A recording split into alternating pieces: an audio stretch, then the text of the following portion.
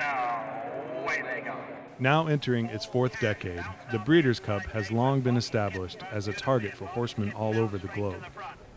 Horses from 38 countries have traveled to Santa Anita Park for the sport's premier event.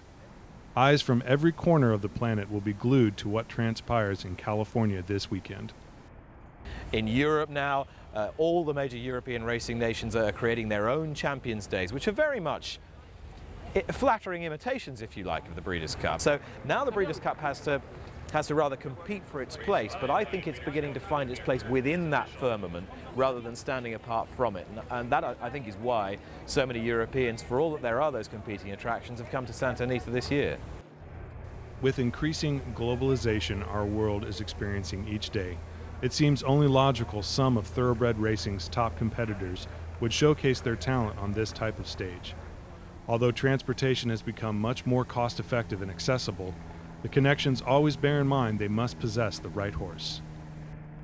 I think it really just depends on the horse, and it depends what there is for him back at home, what you think you can win in Europe.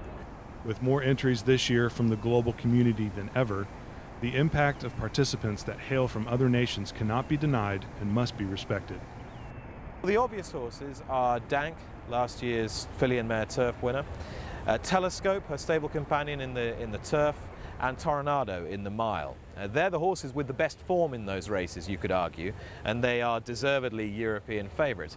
But one that I would look at a slightly bigger price if you want to play the exotics or leave her out of calculations is a filly called Faisalana, who's done incredibly well for Willie McCreary. Having said that, I don't think any of them has the sort of stellar quality that suggests that they are miles clear of their respective fields. The fact the Breeders' Cup offers the top purse money for an international thoroughbred racing event is a tremendous incentive to make the trip. Obviously, your prize money, your purses, make it pretty attractive for us to come over here, as was the case going to Dubai last year, or earlier this year. I couldn't have raced this horse for this amount of money back at home. You know, when you looked at the program, potential program for this horse in Europe, he could really, you'd have to say, he'd be competing in maybe tougher races for a lot less money. So, as he's got the character that he's got, for us it's a bit of a no-brainer to keep flying him over here.